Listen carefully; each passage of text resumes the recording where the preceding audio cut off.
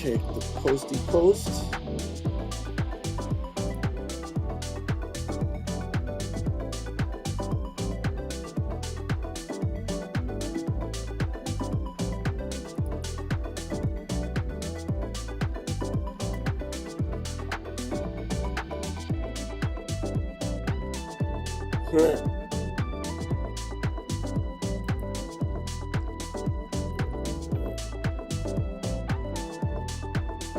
Mixcloud is behaving.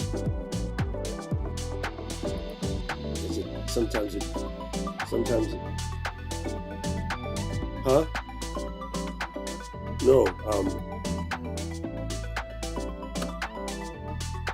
yeah, I looked in the Facebook thing, I didn't see it.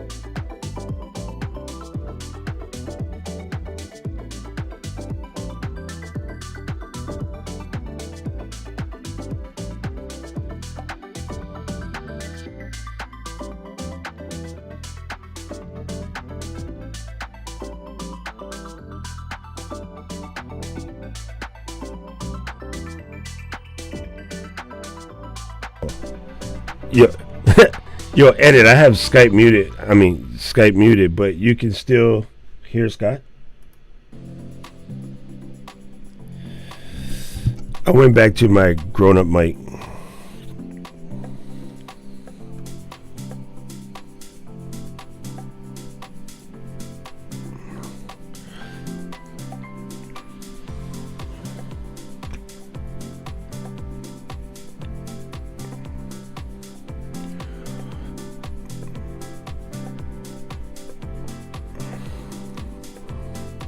Yeah, I have us muted on purpose. Hold on, I'm coming in hot today. What's happening? Oh, 1 2 1 2. All right, there's my level. Scott, let me see your level. Ooh, still coming in hot. 1 2 1 2 1 2. Alrighty, hitting that yellow. Hate hitting that yellow. There we go. Just tickle the yellow.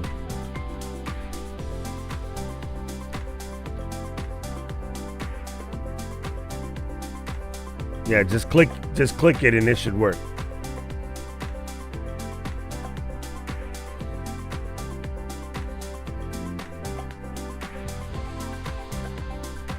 Hey, watch it.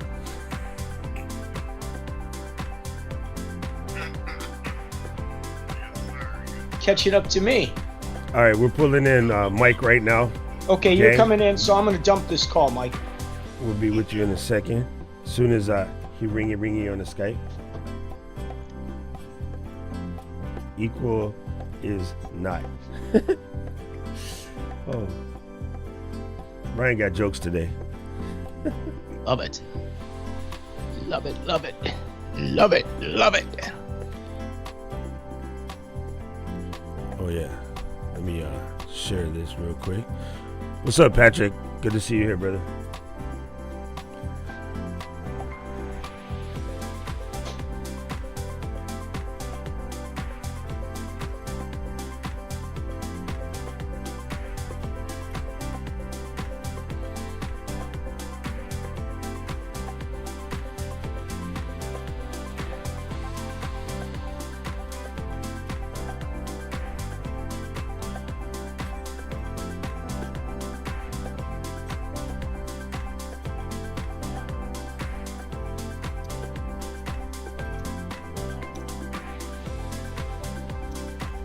The lighting look too bright now that I got the hat on? I take the hat it's on. good. It is okay. Very good. I got that ring light up, so gives James Brown a halo if you look in the background. See? Oh, you see our teeth with a halo.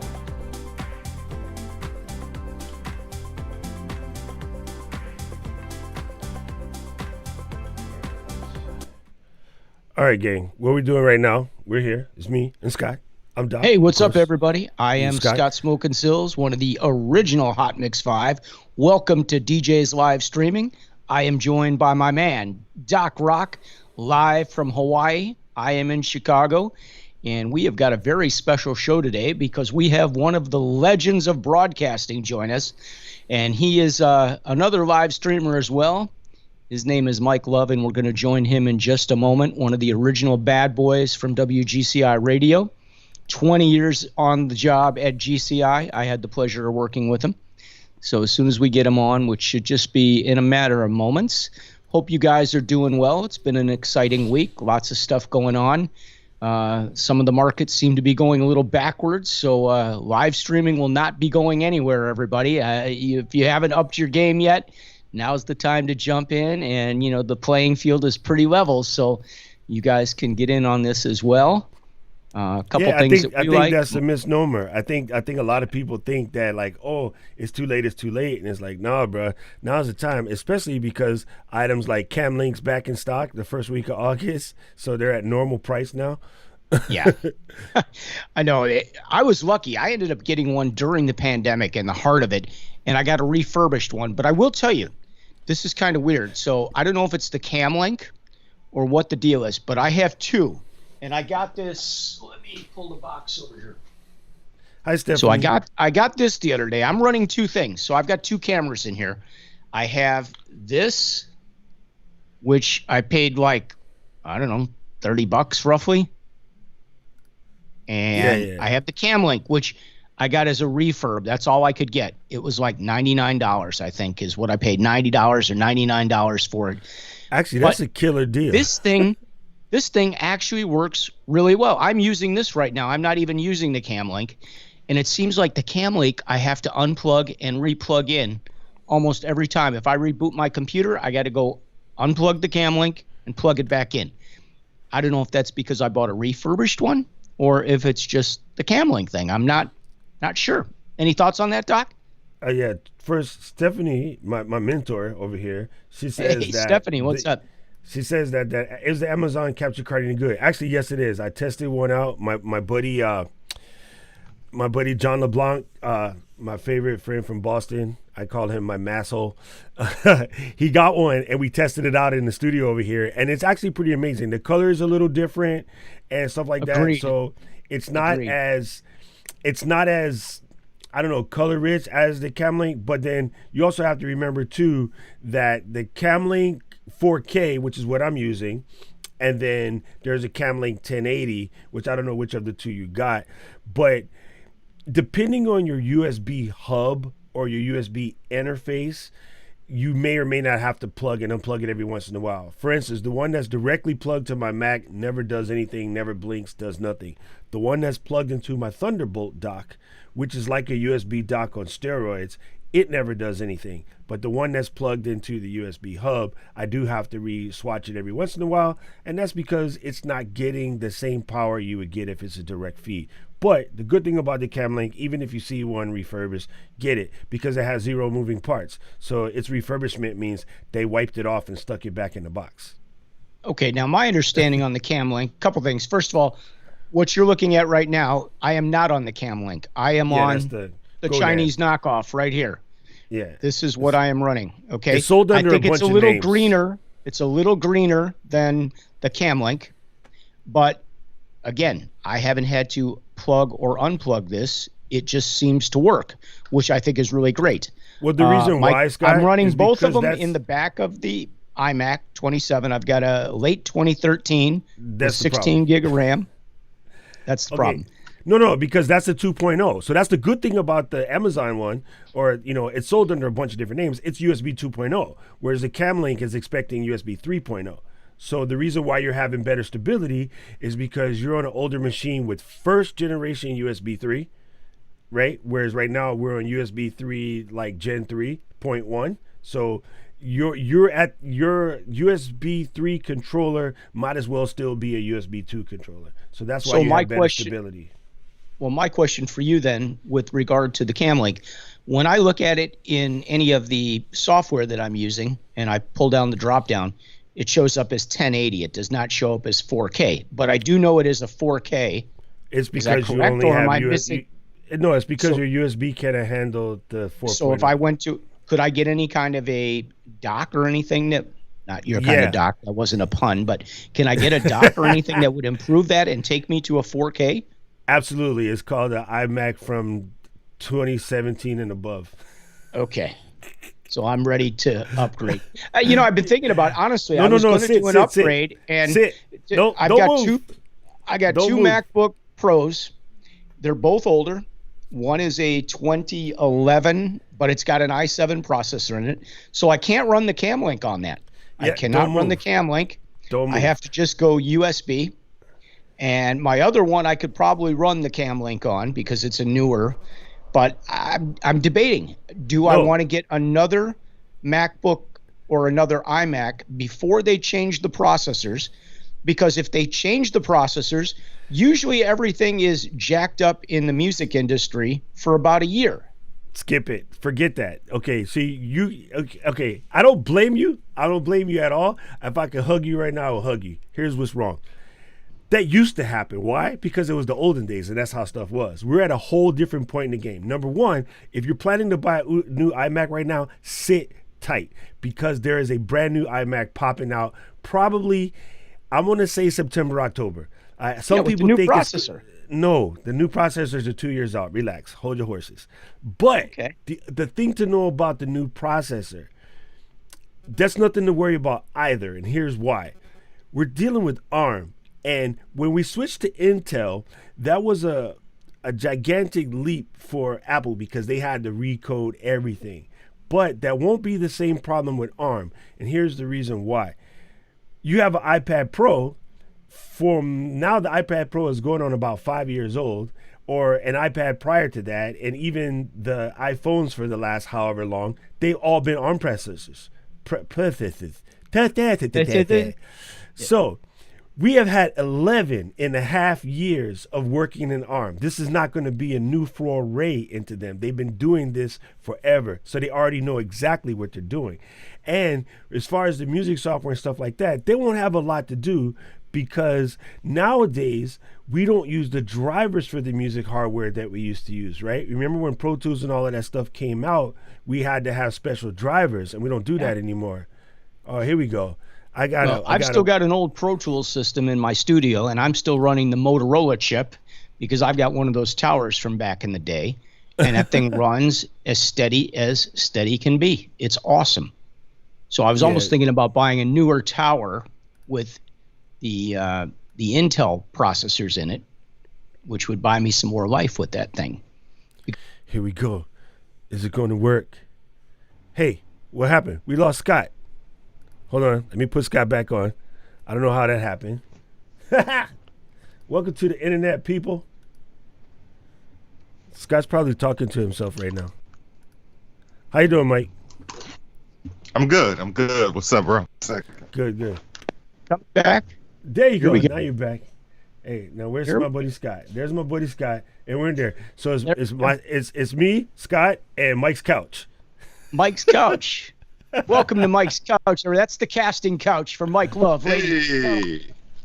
There he is, the legendary, one of the original bad boys, one half, Mr. Mike Love. Welcome, and it is great to see you. It's been a while since I've seen you, Mike. It has, man. I'm good. How are you? Couldn't be better, man. I mean, other than, with what's going on in the world, I'm waiting for this nightmare to kind of end, and as soon as it ends, we're going to go full tilt boogie like always. Indeed. We push forward regardless. We find a way. Yeah, well, I'm really excited to have you because I haven't seen you in a long time, my friend. And Mike and I worked together at WGCI for many, many years. Yep. And then when I was at V103 and GCI was down the hall, we still did our thing. And it's great to see you, my friend. I'm glad you're doing so well, and we got a lot to catch up on today. Yes. I'm excited. Very excited to be here. So what are you up to? Right now, main focus is this podcast that I'm doing with my former radio partner here in Chicago, the Diz. Yes, he is now just going by Diz.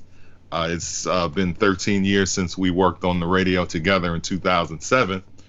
We came together at the end of 2019 and decided now is a good time to kind of fire up what we had. And, we had a pretty big deal, probably one of the most influential night radio shows in urban radio history, the Bad Boys. Absolutely. These guys are legendary, folks. I don't mean to interrupt you, but I got to tell you, if you don't know Mike Love and the Diz, the Bad Boy Radio was absolutely a benchmark in Chicago for radio, period. Yeah. These guys own the airwaves. They came on from 6 to 10, and, chances are if you're in that age group, you listen to the Bad Boys nightly because that's where we got all the good music. Even though GCI played some great music, you guys took it to another level because you had a lot of great things. Like you had the 20-second workout. Mm-hmm. Yeah, you had the birthday line. We got to do that before we go to. Scott Silz was one of the first people with his own home CD burner. That's in right. the 90s. And that's funny. I think I was the first one. Here in Hawaii to have a CD burner. It was a Philips, and that sucker cost 6,800 bones. What do you remember the brand of yours, Scott? I don't. I bought one that had a SCSI drive that you attached to your Apple computer, and I think I paid about $1,100 or $1,200 for it. And when you bought the CDs for it, they were like $20 a piece, and there was no guarantee it was going to work after you burned that disc. So you were burning a lot of $20 bills. But man, that just opened up so many opportunities for all of us, not just with the mix CD, which came down the road, but it just opened up the opportunity to have music that you didn't have available to you before, and having to go out and, I do a lot of events. So if you had to go do even a wedding reception, even to this day, I love my clients, but they do pick some crazy music that I've never heard of and will never, ever play in my entire life. And those are sometimes their most favorite, most cherished songs. So it was tough because when we were DJing back in the, let's say the 80s, when we were doing vinyl and somebody asked you for a record, and you had to go buy an album. That album was like $12. So, they had a couple songs. What's that album? You're 25, you're $50 into it, just to get those couple songs that you're never going to play. You're never going to use that vinyl again. And then, we came out with the CD and the CD single. Ooh, the CD single, that cut the price down. So we went from $15 for a CD down to about $3 for $4 for a CD single, which helped a little bit.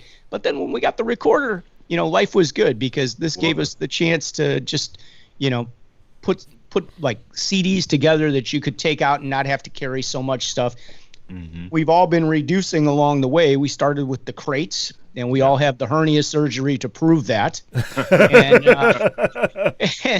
why I can't go back. That's why I can't go back to fives and albums. They're we're bringing it back. Yeah. You guys remember? Yeah, I mean, you guys remember when the mid-tier youngins, I call mid-tier youngins, I would say those are the guys that are in like the 30s and 40s. When everybody was switching to Serato, they were so angry. They're like, all these new kids in their Serato, man, vinyl is final. And all us OGs was like, go ahead with your bad stuff. I'm gonna carry this backpack and this flash drive, and we good. And they're like, what? I thought you old school. I thought you'd be about the vinyl. And I was like, nah, son. I used to have to show up to a gig with a minivan and two Samoans, and now I could just be me. I love it. Yeah, I live in Hawaii, so we got a lot of Samoans out here. I mean, even to this day, I understood the connection. The guys roll in and they got two jump drives in their front pocket. Okay, now I can't do that because I'm sorry, I just don't trust anybody's equipment. I've had too many experiences over the years and been put in too many bad situations to where people have basically purposely tried to make you look bad by making sure a fader didn't work or something was wired weird or whatever the case may be. so that they could sound better than you, because they knew that this line only worked on 6 if you moved it halfway over or whatever the case may be. So I've learned to still bring my own little controller with me or whatever I need to do to make sure that I sound good, because at the end of the day, that's my reputation. Absolutely. And, you know, for us guys that are really serious about this and doing it for a long time, we know. And Doc, I know you know, because you know you're a tech junkie here, which is what I love about you so much, and I learn so much from you every week. We got to send a shout out to Miss Diana out here watching this. Miss Diana Gladly, she's another person. Hey, a lot of you DJs out there, and you're getting up on your tech stuff, and you know our show is once a week. But if you need to back channel some tech stuff, check out Miss Diana's channel, because she's very, very good at explaining stuff in the way my buddy James Cole is also watching. Like I always say, I got to explain it to that brother in caveman, because then he'll understand. And she's like me. She's very good at explaining stuff in caveman. So so that caveman, he can be like 1200s in vinyl, okay? Yeah. He's like, ugh. And then she was saying, anyway, LOL with the CDR versus CDRW. Yes, I remember that days. And the coolest thing was, I back in the day, we made this like mixtape thing, right? And so you could still call tapes back then. So James Cole sat down and he made these things for everybody on the island. He built all these mixes. And then we decided that we were going to put them out in the street, mass produce. So we had that tower where you built the PC that had like 8 CDRs in it, and we just sit on the floor and burn CDs and burn CDs and burn CDs, and then stuff all the envelopes. And after you stuff all the envelopes, go out and take it to the streets. And so that's the old school days when it was legit. But yeah, we had I got a duplicator, and it prints 4-color right on the disc, and it burns 2 at a time, and it's quick, and they look professional as can be when they're done. If anybody wants to buy that, hit me up, okay? I don't know how much more I'll be using it. Hey, okay? I still remember the days of going to the tape duplicator spot and literally sitting out there waiting for Uncle Herb to give us a bunch of tapes. No kidding. I actually found a box in the basement here, and it had a bunch of brand new cassettes. And a guy owned an 80s store. He was begging to buy those tapes for me because they're still sealed and everything, like pristine, perfect mint condition. Yeah. And they're actually valuable now. Guys are selling those things. I mean, it's pretty popular because it's go on eBay and find those sealed cassettes. They're going for a lot. Yeah. Jason said he still has a zip drive. I actually have a zip disc floating around here somewhere close. I got one of those too. I just threw the drive away because it wouldn't come back on finally. It was I had that last fluorescent joint. Oh my goodness. You guys are giving me flashbacks, Okay, all right. So since we're going to talk old school, and this is primarily a house show, I'm going to put out a question of the day for the people in the audience. Everybody knows that the quintessential rhythm machine for house music was a TR-909, right? Because the Lindrum was bank, right? And Emu was still kind of brand new, but that was like, you might as well bought a house if you wanted Emu. So when the TR-909 came out, it took over the house world because you could get one cheap. What's TR stand for? Put it in the chat. We'll see how good you is. Oh, y'all stuck. I got y'all stuck. I'm stuck. I'm stuck too. On that one. Mike, what you used to roll into the radio station with your sampler, and you had the box. It looked like like my Roland, I guess, or my Akai. I'm sorry, like my MPC. But it was like a grayish black box, and you used to bring it in because that's how you guys used to do a lot of your 20-second workouts, right? You know what? I had a SB1200 for a long time. I bought one of the I call it the second run, like around 93, 94 when they kind of like when Pete Rock and all of those guys, Large Professor, made them like the really big thing. I bought mine around then, and of course everybody knows what an SB1200 is. 10 seconds of sample time, right? But that was huge. That's the forefather to the MPC. Man. I mean, that was like as good as it gets. Yes, 8-bit sample time, 10 seconds of 8-bit sample time, and you just work wonders. And that's another thing. We go into this old guy space of, now we have all the sample time in the world. but you had so much creativity when all you had was 10 seconds of 8-bit sample time. Your most creative work was done in those days versus having unlimited, whatever high end sample time, whatever. Set your sample rate at this point, whatever sample rate you want to set. But so much of that creativity came from those days, and just having that little bit of time because it was all you had, and you had to make it work. So that my SB 1200 days, I remember my friends were asking me about it. I sold it quite some time ago, over a decade ago, and one of the other good things about being a gearhead or being a DJ that holds on to everything is you'll never be broke because you'll always have an OG piece of equipment. I felt you've always both of you guys noticed, both of you guys have an OG piece of equipment that if you needed a stack or two, you could unload. Like, I need an emergency $1,000. You could literally sell something. I got 5 1200s sitting right here. Okay. Better question. What's that thing that both of you guys have right now that if you needed to, you could unload for a stack or two? For me, I would probably say the 5 1200s that I have here in the building. If I really needed to, that's probably something that could go pretty quickly. Mm-hmm. I might have a couple better pieces, broadcast wise or whatever that somebody might be interested in. But as DJs, I'd say that's probably the best piece. Well, my records, obviously my records. There I could definitely lay down a stack or two quickly because I know if Emmanuel Pippin is listening, he's seen my library and he's offered me stacks before, and I keep turning them down, as well as Mike Morrow. Mike, one of the legendary remixers that does all the classics, that's in New York. He had about 150 of my records he wanted to buy that Emmanuel was trying to get me to sell to him, and they hit me regular. Well, I want to get rid of my collection. I'll be honest with you. I'm ready. I'll kick myself when I do it, but I want to sell it all. And, I don't want to go through and go record by record. I have the record I think he really wants from me that he can't get is I have the remix of Planet Rock, the Addams Family version. That Mike Machiarello, I believe, did, and I have the original of that, and that is a really rare record. I think that is the one piece that he is trying to get out of my collection in the worst way. And I have a test pressing of Miguel Brown's "So Many Men, So Little Time," and these guys like to buy these test pressings. So I have some, I have a few prelude. I actually got rid of a lot of my music by mistake. Once I had a little flood in my basement. Once I sold some stuff back in the 80s thinking, late 80s, I'm thinking, disco is so dead, it'll never come back. And I got rid of stuff. And I'm so sorry I did, because there's records in there that I have never seen again. I mean, I had, original promos of like George Duke, "I Want You for Myself." Wow. I actually, I have a couple of bootlegs, but I have never seen the original promos again.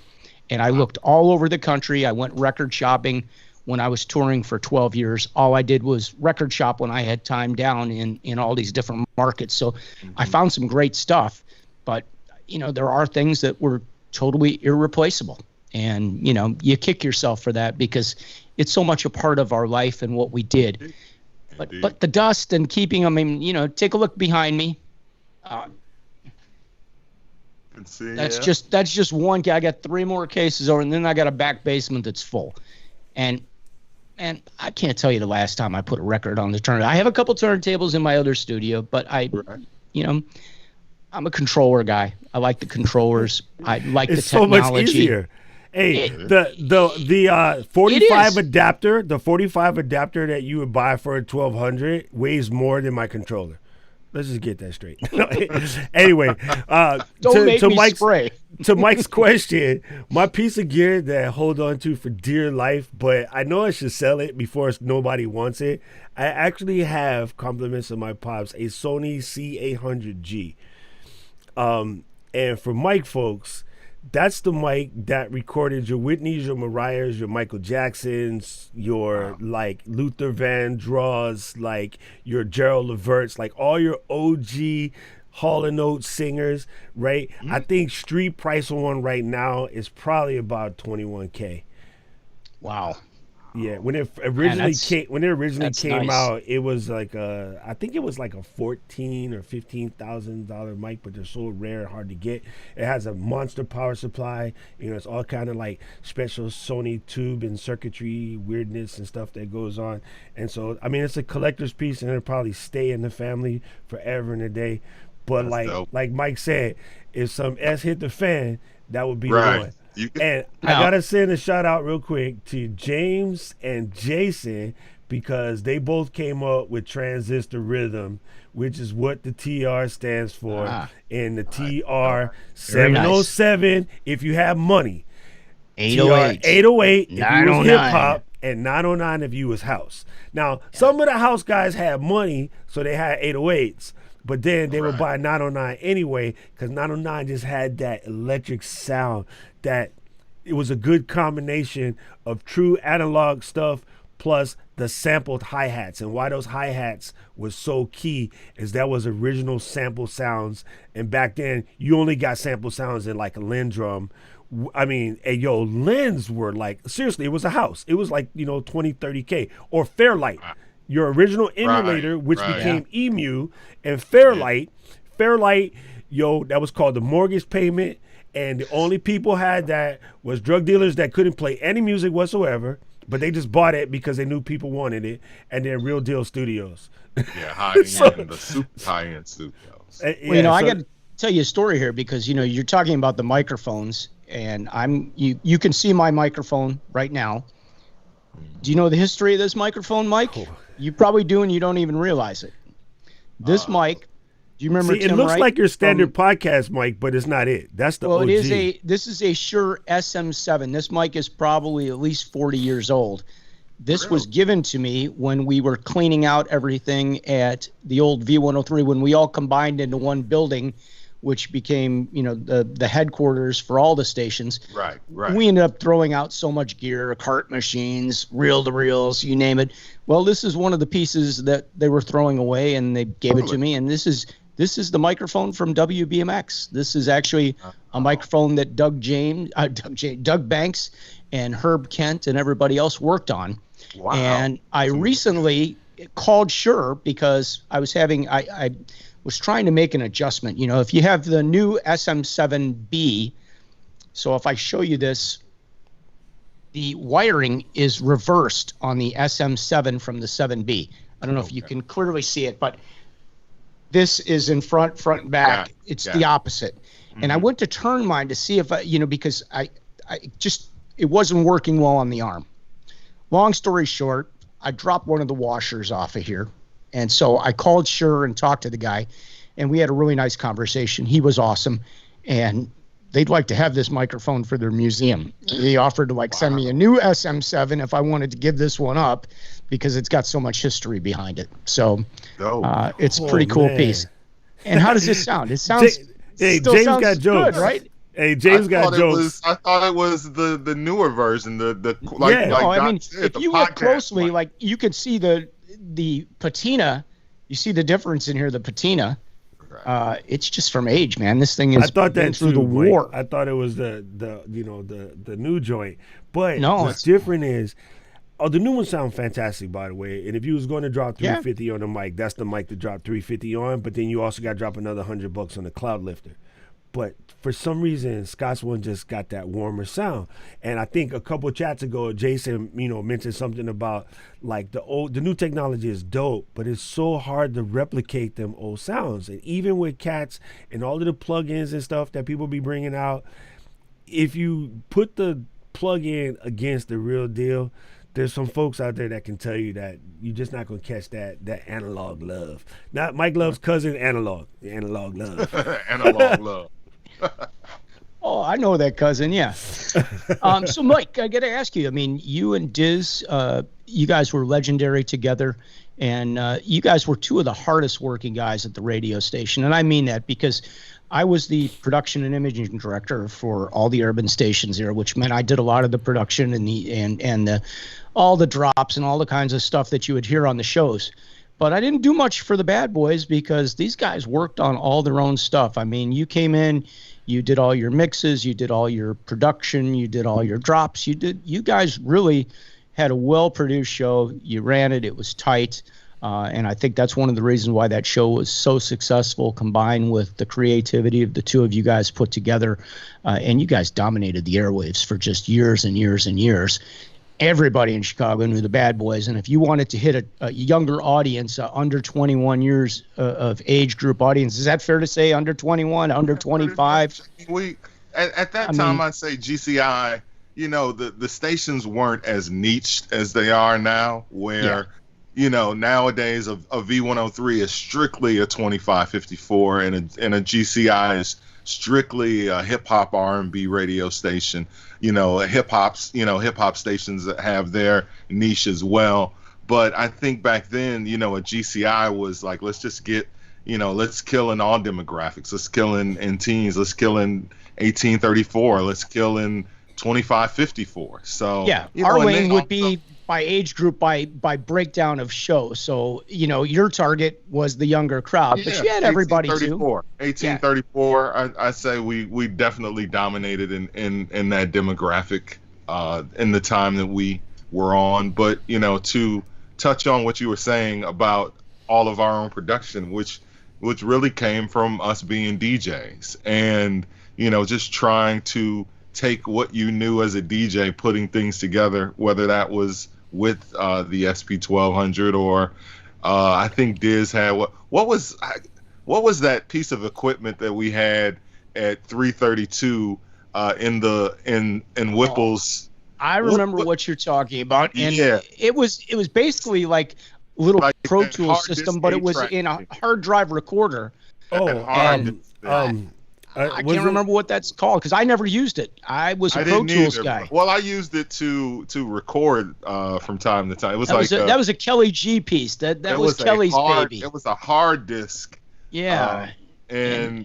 But Diz had a couple of those, so he would use it. I know a lot of people would like instead of having like a 16-track recorder, they would bounce stuff between the two of them, which, in itself, sounds like super, old school in that case. But we just tried to, again, bring that DJ mindset to a night radio show. It was almost like a mixed show, but it was on 5 days a week, So it was successful, and I've still been able to take that mindset and keep it going, with everything we do. Even now with the podcast that we do, Chicago Famous, which is available anywhere you get podcasts, Chicago Famous, one word, just search for that.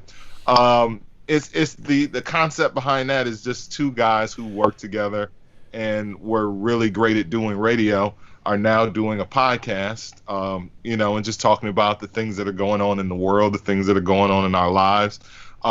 And things from a DJ perspective, we talk about, live streaming. We talk about the fact that, DJs actually were, talking about, the discussion of what would you pay Facebook, to go uninterrupted, So yes. It touches on we touch on a lot of things that hold dear to us personally, that might not hold dear to the average podcaster who's just talking about current events. So we talk about the current events, what's going on in Chicago, but we also talk about, just DJs being more business minded, making sure that their brand, stands in front of everything. There's a lot of events, because everything's turned to virtual now. There's a lot of virtual events that people are tying into, like, they might see Scott Silz's name on something and think it's Hot Mix 5. Is Scott involved in Hot Mix 5? Is Scott out of Hot Mix 5? When I see Scott Silz, I think Hot Mix 5, but I don't necessarily know. So, people are making sure that their business and that their brand is out front, so people know exactly what they're getting. So, that's what we're trying to bring to the table in the world of podcasting. I think you bring up something that's key that I think a lot of the DJ cats ain't really paying attention to. And then so because it came out of your mouth, they should listen. I be telling them that and then looking at me like, Doc, shut up. But now is the time. You got the DJ thing down. You got the DJ thing down, right? You've been doing this forever. All of us out here have been doing this forever. Some cats are new, but hey, this is your shot, right? Right now, Scott brought this up in the beginning. The field is level for just about everybody, and we say this every week, and I'll repeat it again. If you watch your Jimmy Kimmels and your Seth and what's the guy's name, Colbert, you watch them. Hey, they all working out of their basement too, so they're in the same boat you are. They just happen to have a broadcast thing to go with. This is where you tighten that brand game up, right? This is where you get in and you follow somebody like my friend Stephanie Lou, who was here earlier, or you go out, you check out Owen Video on YouTube, you check out these guys like Sean Cannell, all these marketing guys that are telling you about how to do your branding. Like, this is where you dive knee deep into Gary Vaynerchuk and learn, how do I keep my branding working? It's not just about streaming. Some guys are spending so much time trying to stream every day, but that's not increasing your base. You're talking to the cats you've been talking to since you've been up in the club, right? You need to go get new base. So that means involving yourselves in the chat group, like DJ's Live Streaming, shameless plug. It involves getting into a Discord group, like my buddy DJ Edit always says. Get in a Discord, start talking to these cats. Study up on your self-branding, study up on your marketing. So that way, when this becomes a new, and we're all like Tupac, remember when they brought him to Coachella and he was just a hologram? Hey, that might be us next year, fam. You might see a hologram of my fat ass on the stage somewhere. So Doc Rock live. Hey, if this going to be the thing, then your branding is probably bigger than anything you can do. Like, everybody knows how to work a controller and beats now, right? I can get my 10-year-old nephew to drop a good 5-hour mix, and he's going to do a couple train wrecks, but he practicing. So now it's about who brands best, and why everybody knew who D Nice was from the beginning of the month, when nobody knew Derek prior to that, is because his brand game was on point. It's brand game, fam. It's brand game. No doubt. Well, I mean, this has really been, a weird time in our lives, obviously, but, no matter what the situation, something's going to come out of it. And for some of these people that have gotten into streaming and things when the pandemic started, this is going to be a career and a future, because there is no way we are going back to the normal everyday life like we had it before, where everybody's going to the office and spending 50 or 60 hours a week there. People are going to be working from remote locations. They're going to be communicating their message without travel.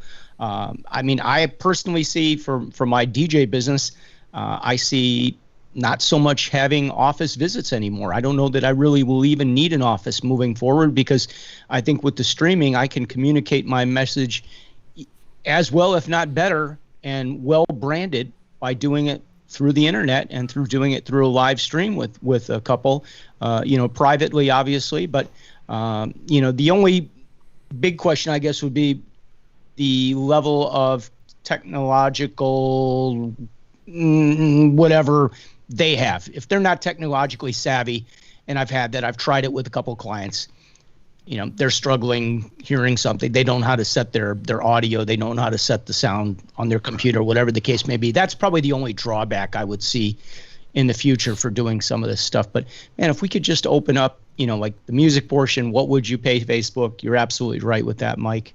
And, I think we're going to go places with this. Who would have thought 10 years ago that we'd be sitting here basically in a TV studio situation, just going through the internet? I mean, honestly, this technology is mind-boggling. And once, hopefully, we get through the pandemic and they're able to get everybody back to normalcy as much as it can be, they're going to improve this technology, because they can do the work to the servers and get things, more of what they need, more horsepower or whatever the case may be, so that the streams can go up to 1080 or to 4K, because everything is being cut right now. Facebook is probably at a 720, where YouTube could be 1080, but that's their game. 4K. I mean, they're in the video YouTube's business. Still 4K. I send 4K to YouTube on a weekly basis.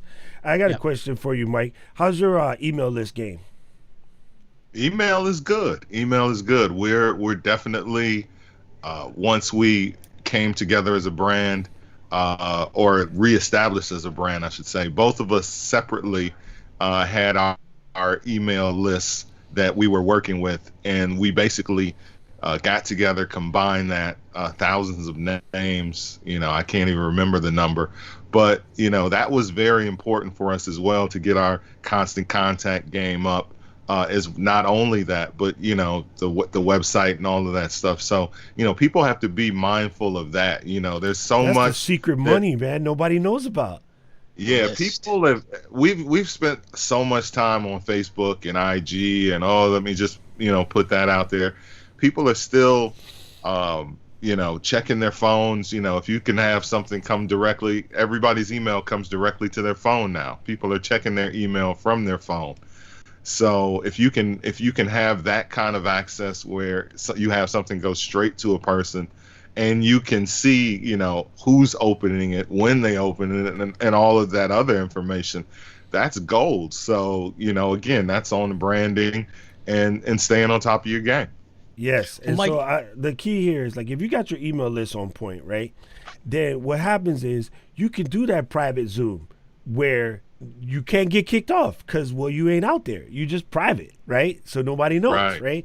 You can do that direct RTMP direct from your website to a thing. You could do that Discord that, again, you're not going to get cut. It's a private room. Even, I haven't tried it yet, but even Facebook rooms might be a look, because you can get folks in there, right? And then, so I think everybody's depending on, again, the in-your-face technology, your YouTube, your IG, and please don't use Yellow Duck before you get your IG banned for life, For sure. and Twitch, YouTube, and all of that. But everybody's sleeping on the private Zoom meeting, like if you can do a private Zoom meeting, you get 100 folks in your room for 15 bones a month. You're doing okay. You're going to be all right? And then if you bump that up to the $50 a month plan, you could put 450 some odd people in. I think it's 500 now. You could put 500 people in that room. And that's the same as a small club, So that's every better than a small club. Everybody's sleeping on, the do-yourself game.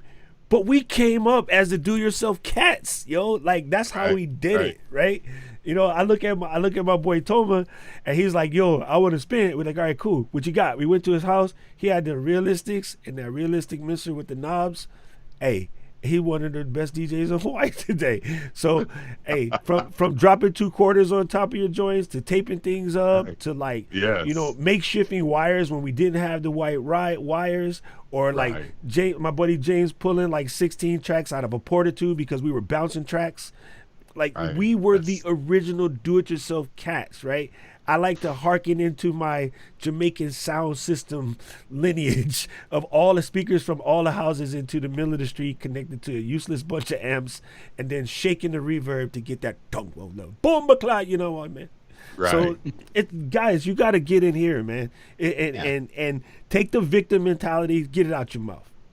I've shared my story with you guys as far as when I first started live streaming, and I didn't have the audio connection right, and so you were really hearing me off the microphone instead of off the audio card. Right. So I'll share one of my original DJ stories with you, okay? Because when I started, I was working as a doorman in a nightclub. And as a bouncer, I loved the music, and I was determined I was going to go buy a couple turntables and a mixer. So I had 2 belt-driven turntables at the time. So the first thing I needed to go buy was a mixer. And I went and I bought remember Music Craft on Oak Street there, Mike? Yes. That's not before your time?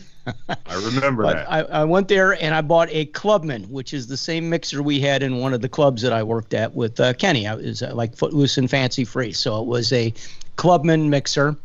And I brought that thing home and I connected the turntables to it.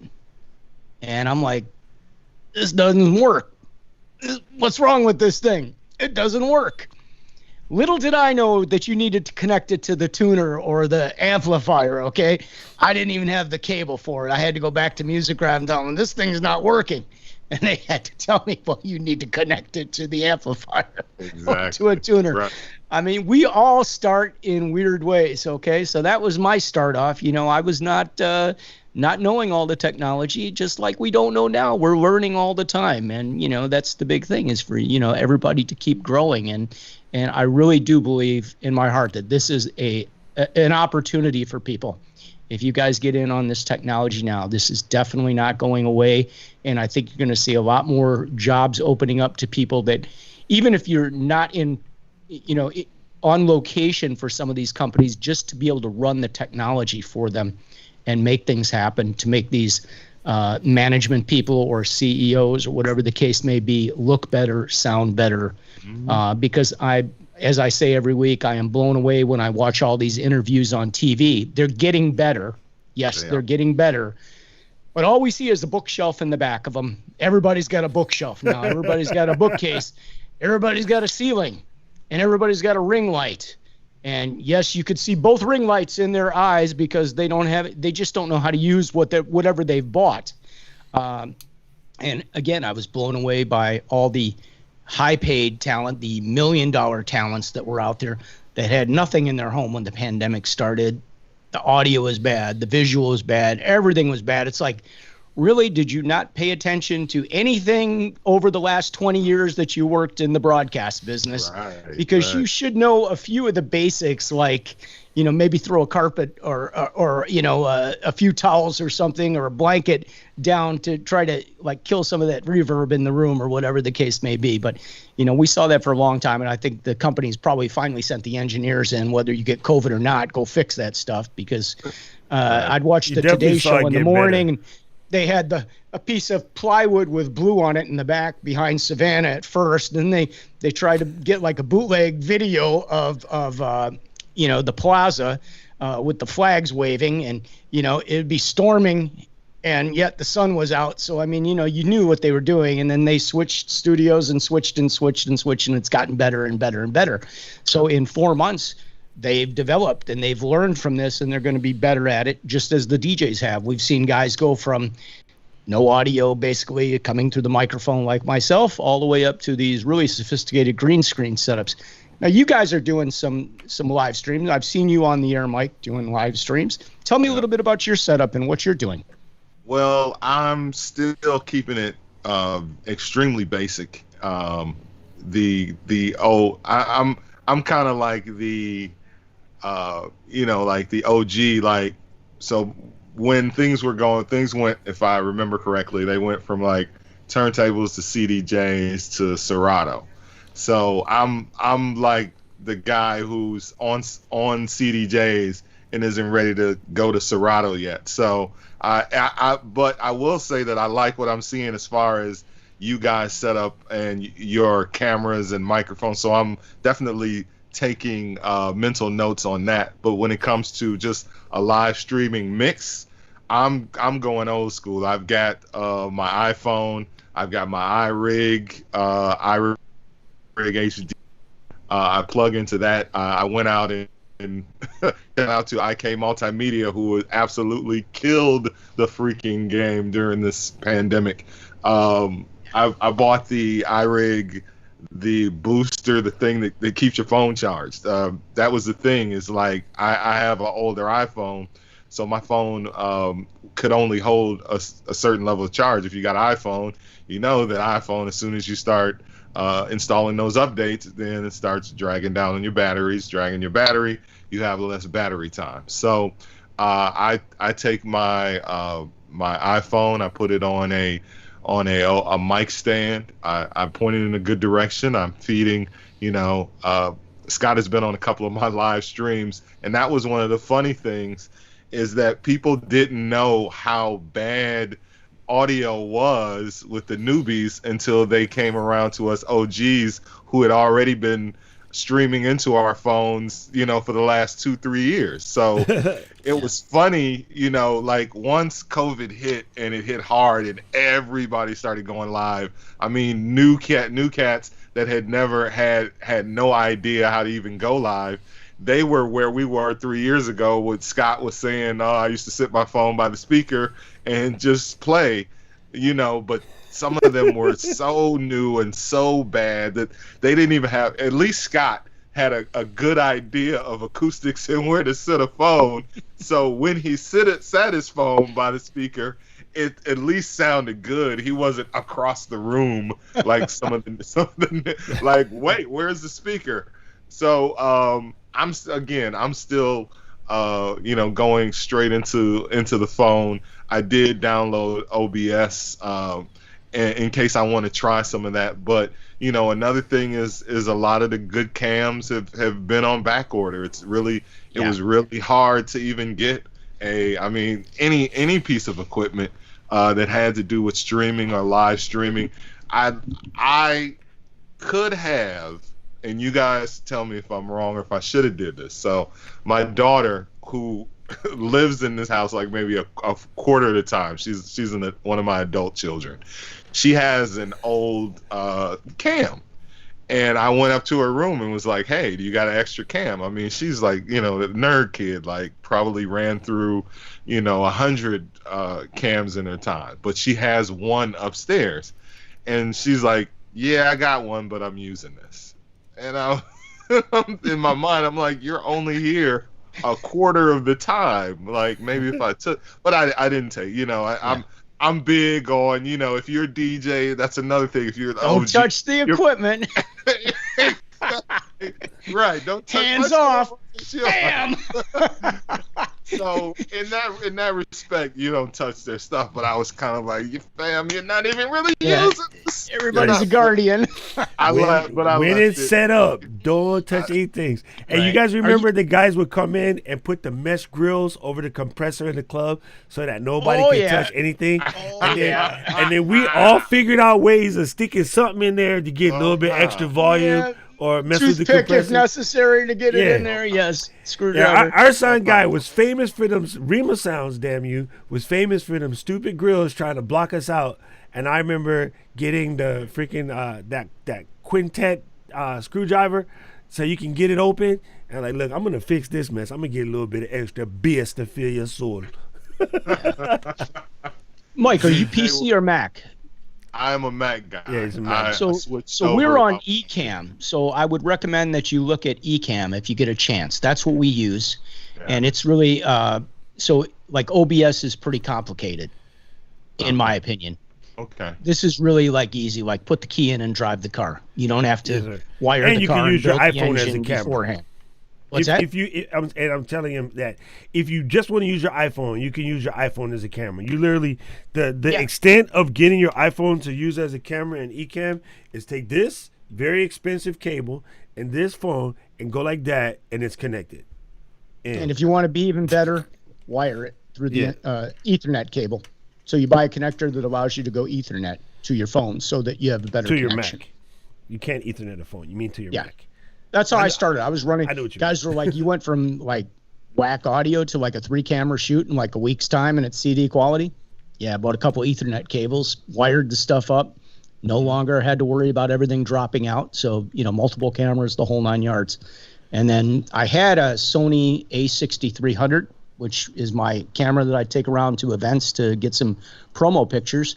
And I was able to now run a USB to that, and that was improved quality. And then, I got a Cam Link, and then I got an A6100 now, which is what you're seeing me on.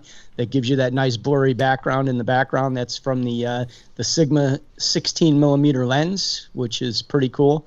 So, we've just kind of upped our game a little bit. I got some uplighting in the back from my normal shows that I would take out to a wedding or a corporate party if they want them. Right. And I only have one light running today. Normally I have a few more, but a couple of them actually burned out on the last show I did a couple hours ago. I forgot to charge them up. I thought I'd get by on them, but I guess not. But you might want to check that out. It's pretty cool stuff. The key, Mike, is this right here. This is the key. Gambling. Right. You get one of these guys. Right now you can get one on Amazon for about $129. You want to snatch it before the price goes back up again, because they're almost back in stock. They come back in stock August 5th. And so with this, if you have a camera that you use for your family vacay, like a standard issue DSLR, mirrorless or whatever, what I have sticking out the other end of that is the HDMI cable. And so this little HDMI joint goes into the side of the camera and it plugs into your computer. HDMI micro. Yeah, so right? I'm using my Sony, that I take with me on trips. It's my Sony A6400. I have my other Sony A7 right there, and even something as crazy as the old school camcorder, which is sitting right up here on the tripod. Like a standard, dad at the soccer game camcorder. If it has an HDMI out, you can still use this. Your iPad, you take your iPad, plug it in, yeah, it all works. So, it's. What is that piece of equipment again? It's a Cam Link. By a company called Elgato. Yeah, Elgato. Put a link up for it. Link in the chat, and then it's a game changer, and basically any HDMI device that you have, you can feed to it.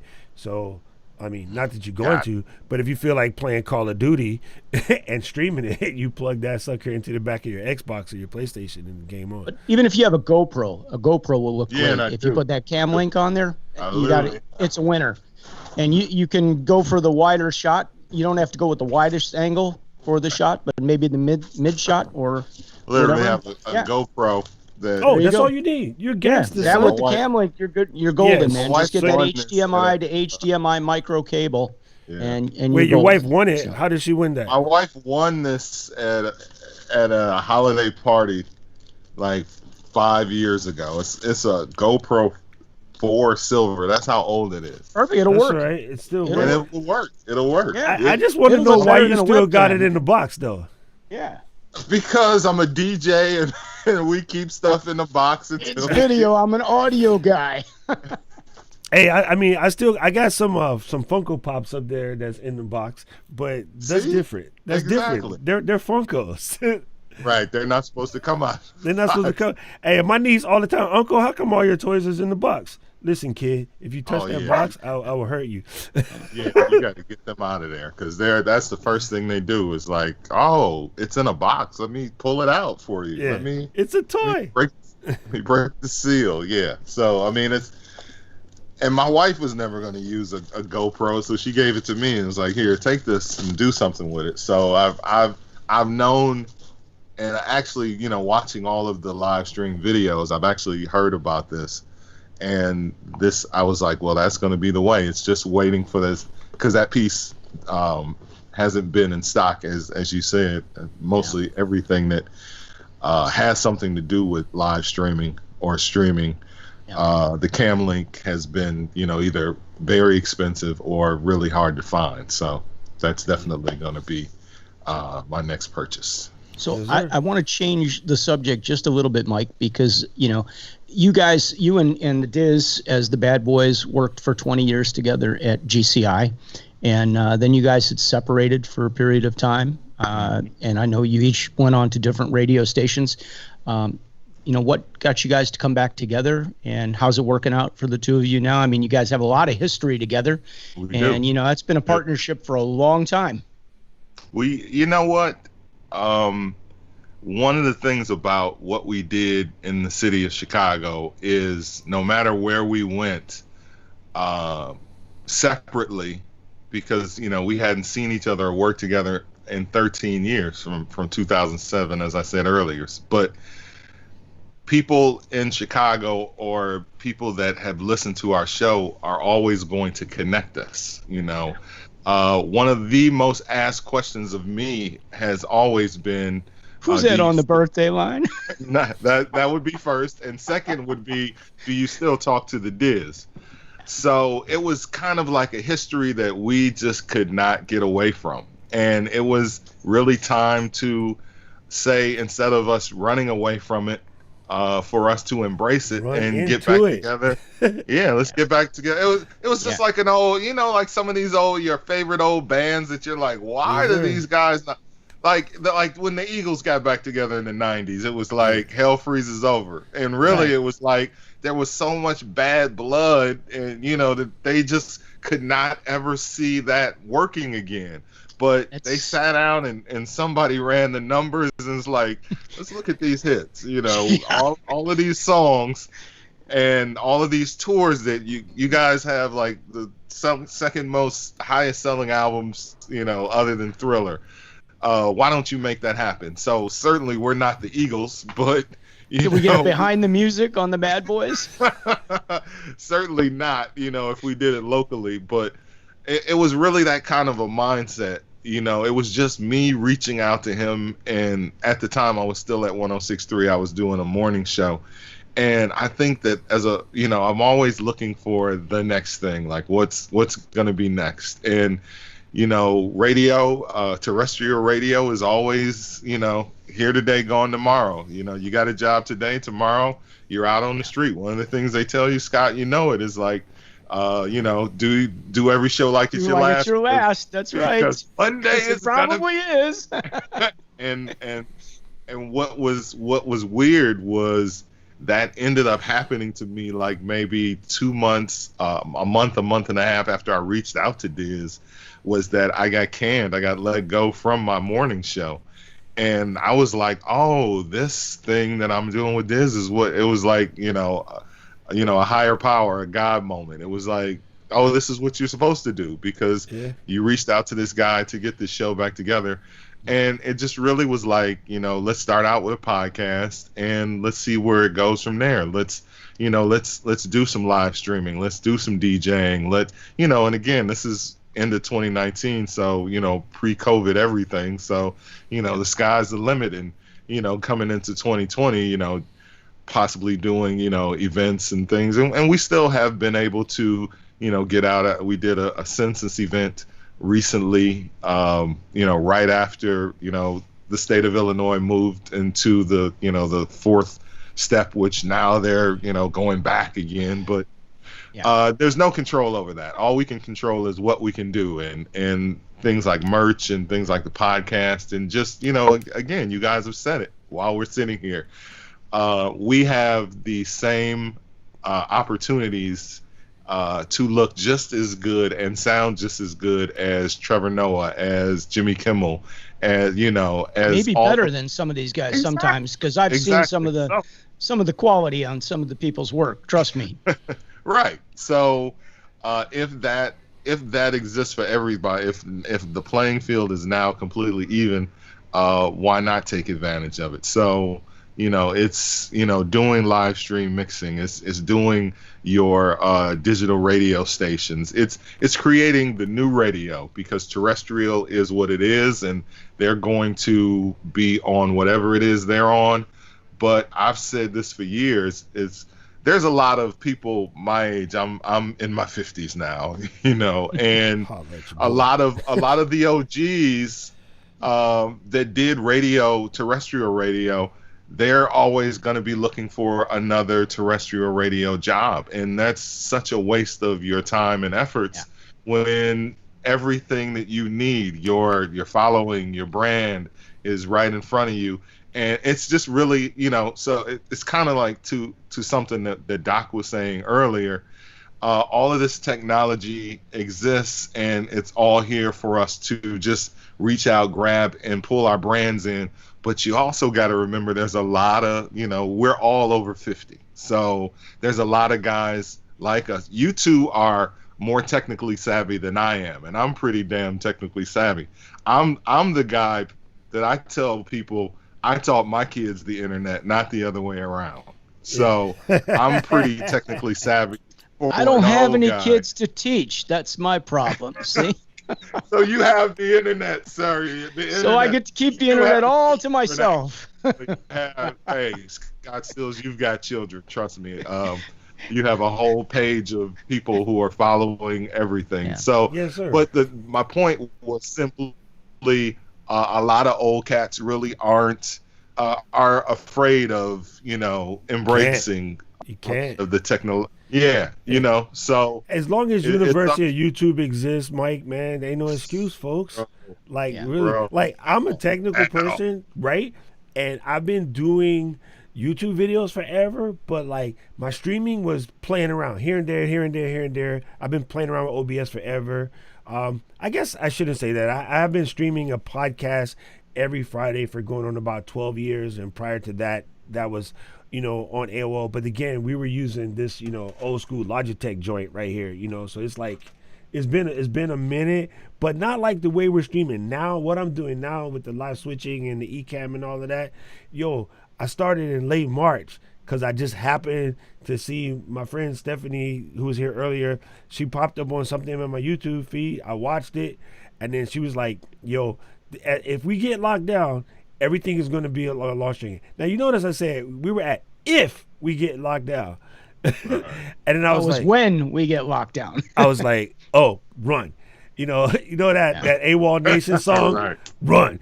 No. Yes, right away, I came down, started connecting up everything, getting the lights out, started dusting off XLR cables or whatever, and I rebuilt the studio. And I swear the very next weekend, they was like, stay your ass home. And I was like, no problem. Let's go. Flick on. Just started doing it. So, it might look like we've been at this for a minute, but we ain't, and it's just, it takes some studying. It takes some, hey, tonight I'm not going to watch Netflix. I got the pass from the old lady to stay my ass in the basement a couple extra hours and beat up on this stuff. That's what we finna do.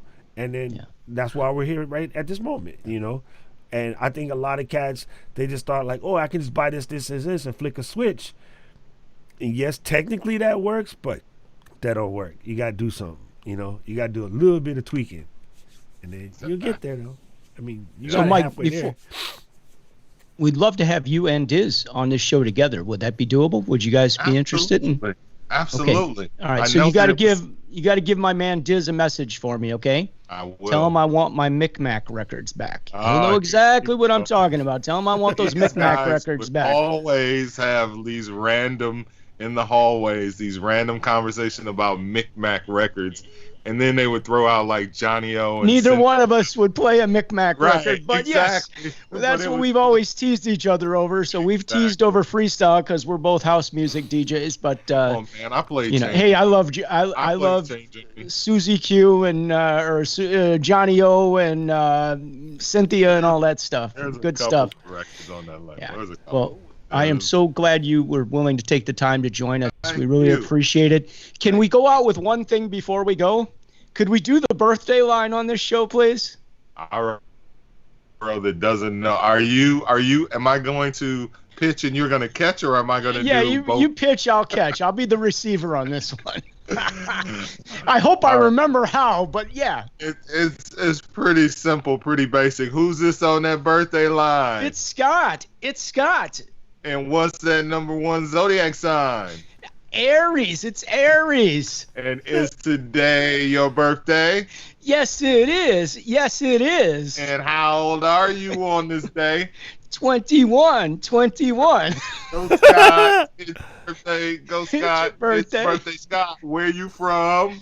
North Side. Where are you from? North Side. Man, boys, got to say bye happy birthday on that birthday line. Oh, man, I always wanted to do that with you guys, so we got to do that again. I love it. Certainly could have. If you wanted to do that, you would have done it because you were right there in the building. Man, I still have a picture of the four of us, you, me, and Diz, with actually the five of us because Kanye West was with us and Common. I still put that picture up every now and then with you guys in the studio. So we can say we've worked with somebody that's running for president again. And won't be the first guy. I work with Jesse Jackson. I work with Bill Clinton. I work with Donald Trump. Al Sharpton. We just go down the list, But yeah, we had so many good times in that building. We had some great leaders, the program directors that we had, Elroy, Derek, Armando, Lee Michaels. Well, that's before then, but, Max Myrick, all great people. And, I'm so grateful for the time that I got to know you guys, even though we were in different parts of the building most of the time and always busy. But, one of my favorite things always at the radio stations were the jock meetings. I mean, all that talent in one room, rolling and cracking on one another. It was awesome. Bro, I miss jock meetings. Jock meetings great were so memories. much fun. If you guys don't know what a jock meeting is, for the people out there, all the DJ, they call a station, not a station, but a station meeting. And, it's just like going to the regular business meeting, except you got like every clown in the world in that room, and everybody's got to be one up on everybody else. Yes. So it would just be like nonstop cracking on each other. Right. And then you got pizza afterwards. It doesn't get any better. So you got jokes and pizza. So, it was always a lot of fun. Really good jock meetings. Except if I recall correctly, I ain't throwing it out there and nobody underneath the bus. James Coles would always show up late. And they were always. I'm not even going to touch that, okay? Because Mike Love knows where we would go with that from here, but we won't even touch that, so it's all good. Won't touch it.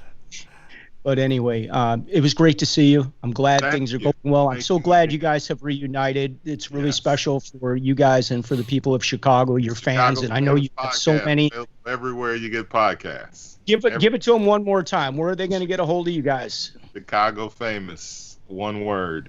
CHICAGOFAMOUS. Chicago Famous, the podcast on Apple Podcasts, Google Podcasts, Spotify, MikeLoveandDiz.com. That's MikeLoveandDizz.com. Spotify, I think I said that. So everywhere you get podcasts, or find us at Mike Love and Diz. Check these guys out. They are legendary. Doc, thank you so much. Great job as always. I look forward to seeing you again next Wednesday. Everybody, nice meeting please. You, Doc. Thank you, brother. Subscribe.